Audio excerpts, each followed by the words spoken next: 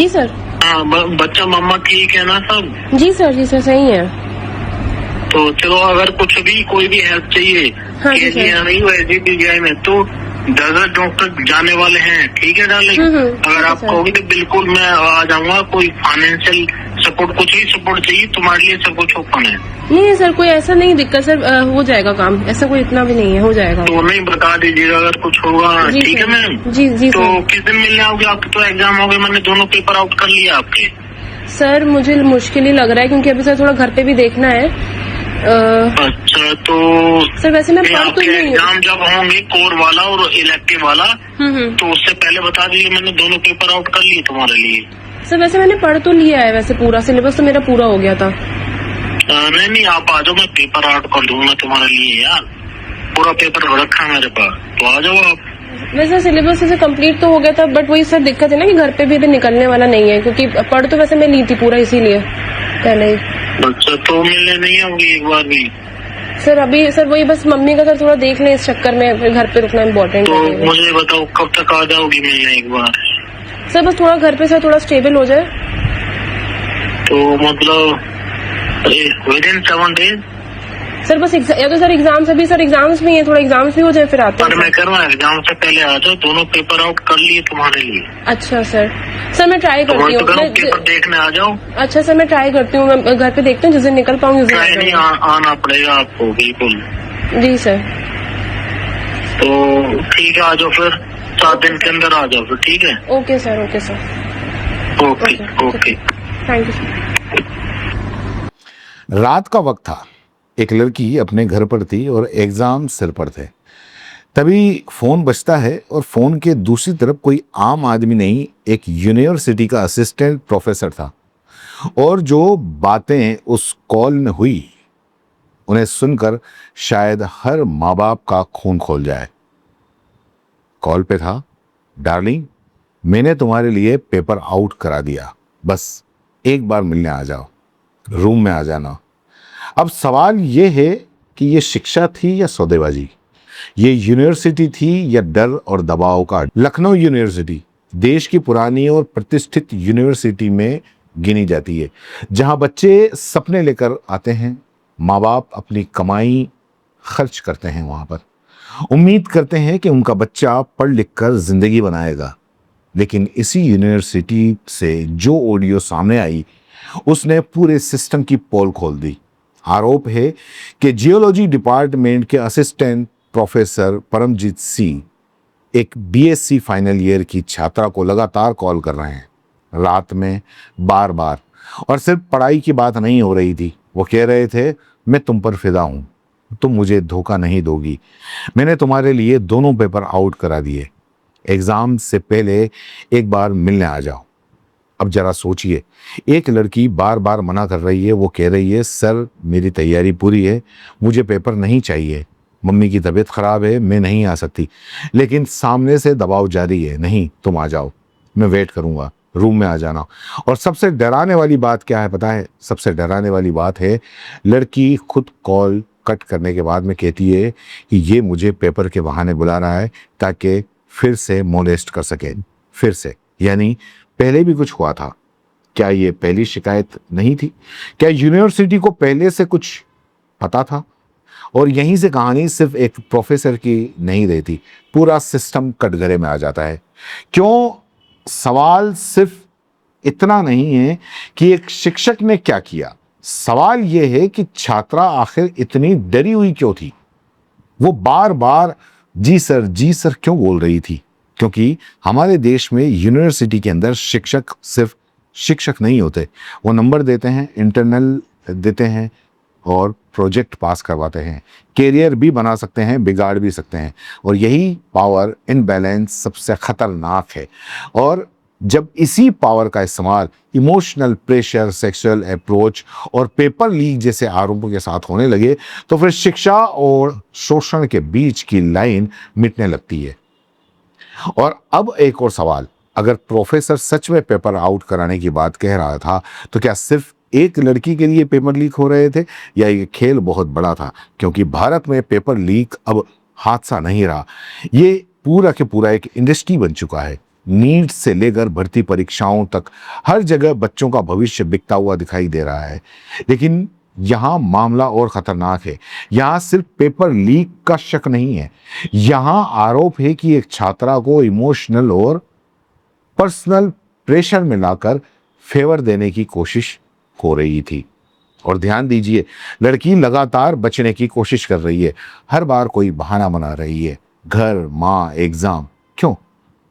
क्योंकि उसे पता था कि सामने वाला आदमी सिर्फ मिलना नहीं चाहता। और ये डर सिर्फ उस लड़की का नहीं है, देश के हजारों कॉलेज में न जाने कितनी लड़कियां ऐसी सिचुएशन फेस करती हैं और आवाज नहीं उठाती, लेकिन क्योंकि उन्हें डर होता है इंटरनल मार्क्स का, कैरियर का, कैरेक्टर एसेसनेशन का और समाज किस इसी पुराने सवाल का कि इतने दिन तक क्यों चुप थी। He is calling me again and we're gonna give him a call back now.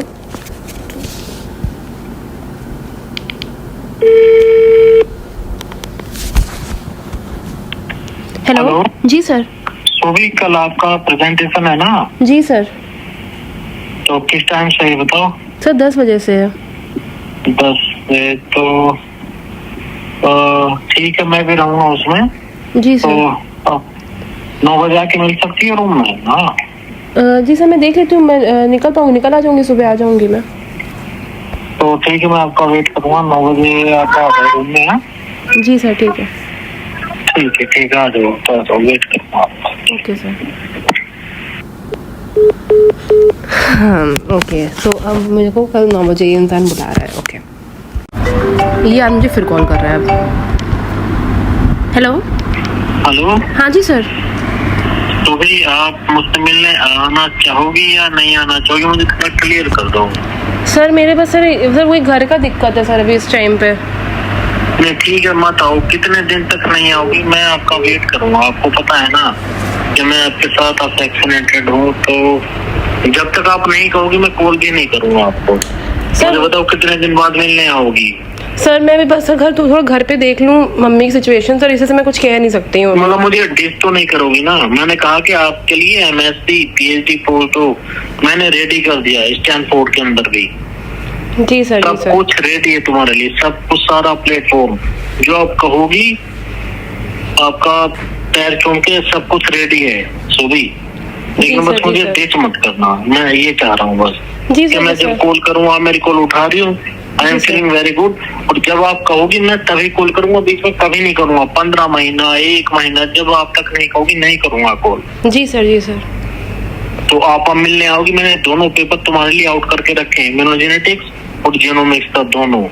Ji sir, मैं बस घर पे थोड़ा देख लेती हूँ, मैं आपको बताती हूँ सर, कल तक बताती हूँ सर। मेरा कल टर्म पेपर भी है ना सबमिशन तो मेरा। मैं यही कह रहा हूँ कि आप एक के लिए किया है सुबह, और किसी के लिए मैंने एफर्ट नहीं किया, केवल आपके लिए किया है। जी सर। और आपको मतलब बहुत प्यार, मतलब आपको पता ही मेरी फीलिंग तुम्हारे लिए क्या है। जी सर।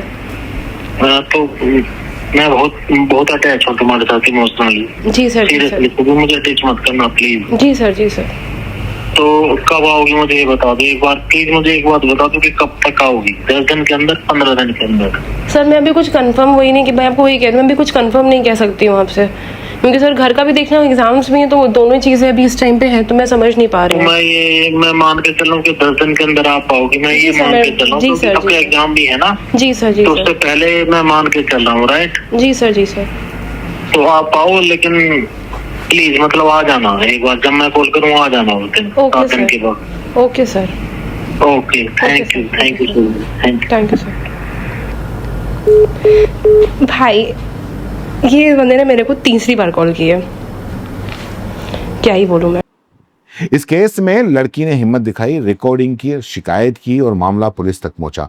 फिर शुक्रवार रात पुलिस ने आरोपी प्रोफेसर को हिरासत में लिया। यूनिवर्सिटी के बाहर छात्रों ने नारेबाजी की, प्रोफेसर मुर्दाबाद, जूता, चप्पल और पिटाई। ये सिर्फ गुस्सा नहीं था, ये उस फ्रस्ट्रेशन का विस्फोट था जो लंबे समय से शिक्षा व्यवस्था के अंदर चल रहा है या पल रहा था। जब यूनिवर्सिटी प्रशासन कह रहा है कि जांच होगी, कार्रवाई होगी, अगर दोषी पाए गए एक्शन लिया जाएगा, लेकिन जनता पूछ रही है अगर ऑडियो इतनी साफ है तो फिर अभी भी अगर क्यों? और सबसे बड़ा सवाल मीडिया से भी, देश का प्राइम टाइम किन चीजों पर लड़ रहा होता है या चल रहा होता है। कौन किस पार्टी में गया, किसने क्या पहना, किस सेलिब्रिटी ने क्या बोल दिया, क्या हिंदू क्या मुसलमान। लेकिन जब यूनिवर्सिटी के अंदर छात्राओं की सुरक्षा पर सवाल उठते हैं तब बहस इतनी तेज क्यों नहीं होती? क्या इसलिए क्योंकि यहाँ टीआर भी कम है, या इसलिए क्योंकि शिक्षा संस्थान की सच्चाई सामने आना कई लोगों को अनकंफर्टेबल करता है? और जरा उस लड़की के बारे में आप सोचिए, वो शायद सिर्फ पढ़ाई करना चाहती थी, डिग्री लेकर आगे बढ़ना चाहती थी, लेकिन उसे क्या मिला? रात के फोन, डार्लिंग जैसे शब्द, रूम में आ जाओ, पेपर आउट करा दिया गया है। एक छात्रा को अपने शिक्षक से गाइडेंस मिलनी चाहिए थी, लेकिन यहां उसे खुद को बचाने के लिए कॉल रिकॉर्डिंग करनी पड़ रही है।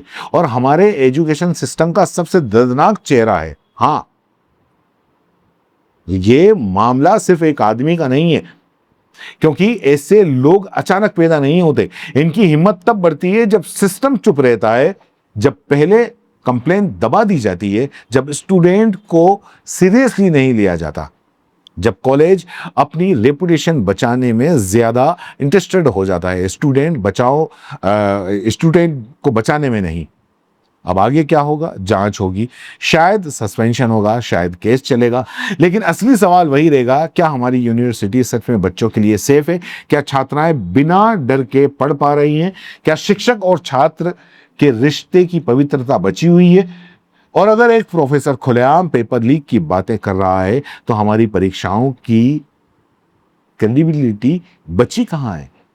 ये वीडियो सिर्फ स्कैंडल नहीं है, ये वार्निंग है।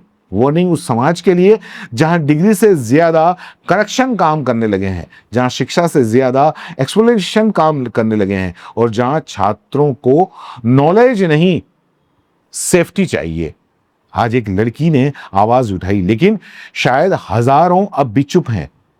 और जब सिस्टम उन चुप आवाजों को सुनना नहीं सीखेगा, तब तक यूनिवर्सिटी के गलियारों में यह डर घूमता रहेगा कि पता नहीं अगला कौन कैसे आएगा, किसको क्या बोलेगा।